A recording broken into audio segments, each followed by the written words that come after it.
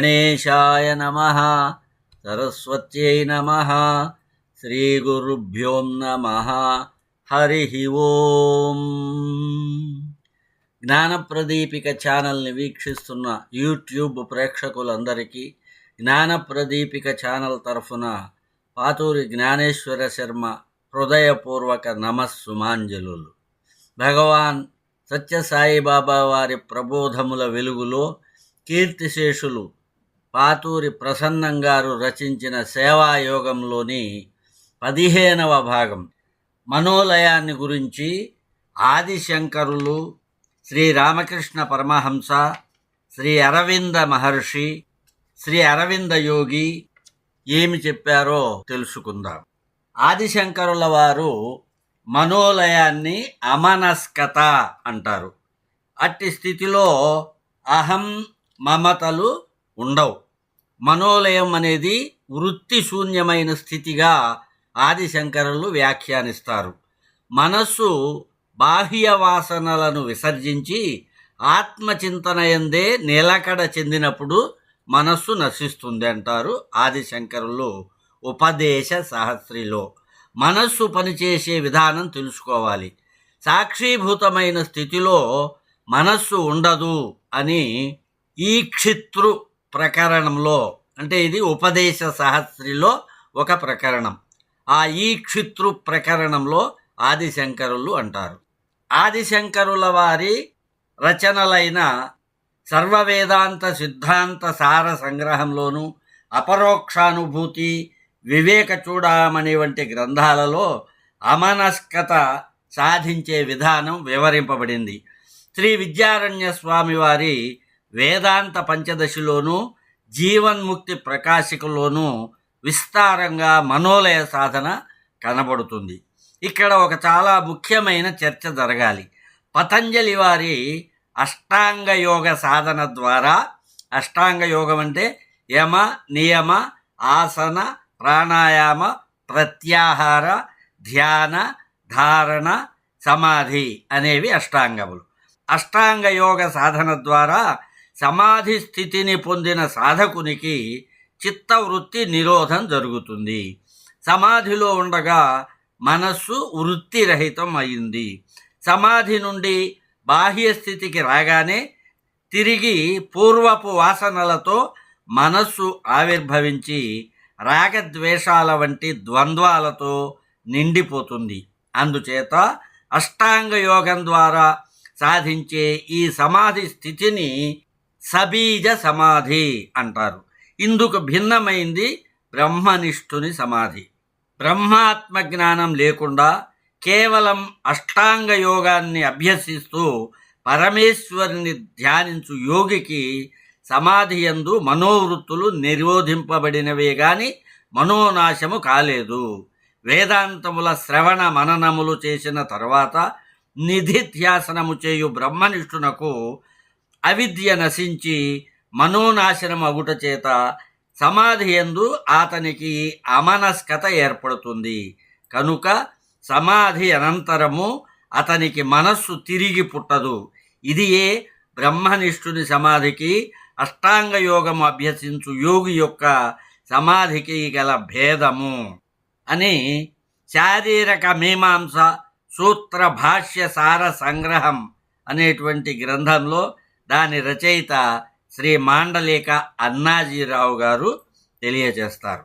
భగవాన్ బాబా వారి ప్రబోధముల ద్వారా మనకు అలవడేది ఈ బ్రహ్మనిష్ట లేదా బ్రహ్మాభ్యాసములతో కూడిన అమనస్కతయే. కనుకనే భగవాన్ బాబా వారు సమాధిని సమధి అని నిర్వచిస్తారు. సమధి అనగా సమచిత్తత్వం, అదే మనోలయం. మనోలయాన్ని గురించి శ్రీ రమణ మహర్షి ఏమంటారో తెలుసుకుందాం. శ్రీ రమణ మహర్షుల వారి ప్రబోధాలను శ్రీ కావ్యకంఠ గణపతి ముని శ్రీ రమణ గీతగా 18 అధ్యాయాలలో నిబంధించారు. అందులో 6వ అధ్యాయంలో మనోనిగ్రహోపాయము అనే పేరు కలిగింది. మనస్సు సహజంగానే చంచలం. దానిని చంచలత్వం నుంచి తప్పించటం మొదటి మెట్టు. విక్షేపాల నుంచి తప్పించి లోచూపు అంటే అంతర్వీక్షణం, దానికి నేర్పు.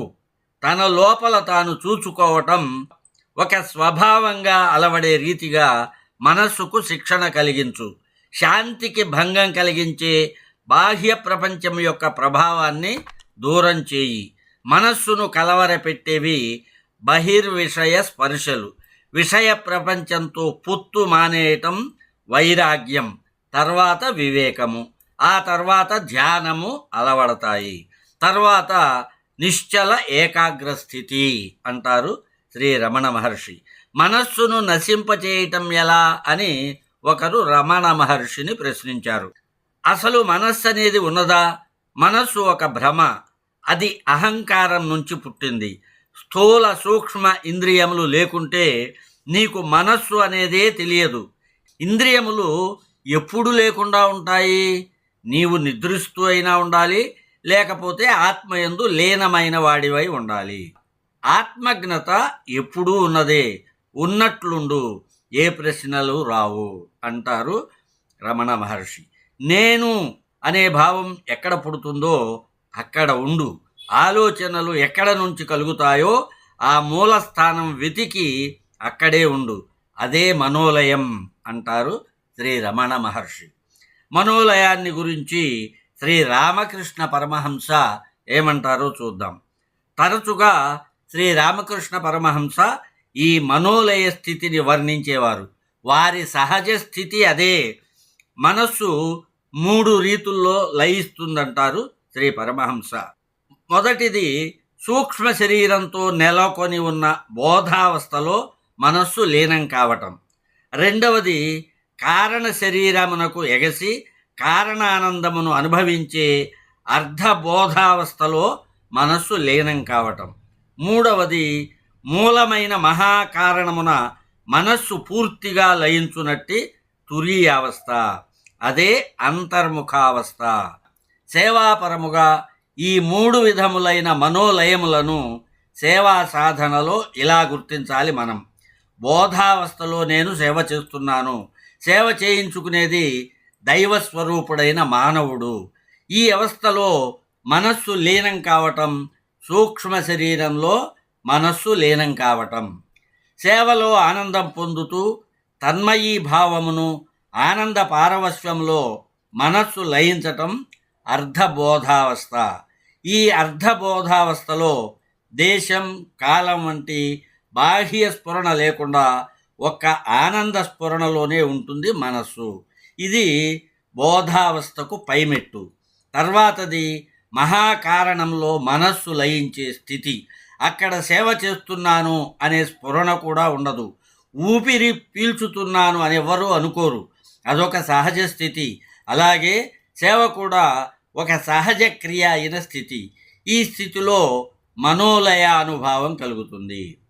పై విధములైన 3 మనోలయావస్థలకు ఒకే ఒక పద్యంలో బాబావారు చమత్కారంగా చెప్తారు. మనసు బుద్ధి చిత్తు మరి అహంకారంబు ఎచట పుట్టి పెరిగి ఎచట అణుగు అదియే శివుడు ఆత్మ నరసి చూడంగను మరణమెప్పుడు లేదు మాన్యులారా అంటారు భగవాన్ బాబా. మనస్సు బుద్ధి చిత్తము అహంకారము అనే అంతఃకరణ చతుష్టయం ఎక్కడ పుట్టిందో అక్కడనే మనస్సు లయం కావటం మహాకారణ స్థితిలో మనస్సు లీనం కావటమే. మనోలయాన్ని గురించి శ్రీ అరవింద యోగి ఏం చెప్తారో చూద్దాం. శ్రీ అరవిందులు పూర్ణయోగ తత్వాన్ని ప్రతిపాదించారు. సమాధి అనే స్థితిని జ్ఞాన మార్గంలోనూ భక్తి మార్గంలోనూ పొందినట్లే కర్మానుష్ఠానం ద్వారా కూడా పొందవచ్చును అంటారు. దివ్యత్వాన్ని అనుభవిస్తూ కార్యాచరణశీలురై ఉండగా కూడా ఈ సమాధి లభించటం తథ్యం. ఏ పని చేయకుండా కేవలం ధ్యానంలో కూర్చుండగా లభించేది మాత్రమే కాదు సమాధి స్థితి. మన మానసిక ప్రవృత్తులు వృత్తులు శరీర కర్మలు పరమాత్మకు అంకితం అయినప్పుడు మనం చేసే ప్రతి కర్మలోనూ సమాధి స్థితి అవశ్యం లభిస్తుంది అంటారు శ్రీ అరవిందులు. భగవాన్ శ్రీ సత్యసాయి బాబా వారు ప్రబోధించే సేవా సాధనలో ఈ రీతిగా మన మనస్సు, చిత్తవృత్తి, శారీరక కర్మ దైవానికి అంకితమైనవే కనుక సేవాచరణలోనే సమాధి రూపమైన మనోలయం జరుగుతుంది అని గుర్తించాలి. స్వస్తి ప్రజాభ్యః పరిపాలయంతాం న్యాయేన మార్గేణ మహిమహీషః. గోబ్రాహ్మణేభ్యः శుభమస్తు నిత్యం. సమస్తలోకాः సుఖినో భవంతు. ఓం శాంతి శాంతి శాంతి.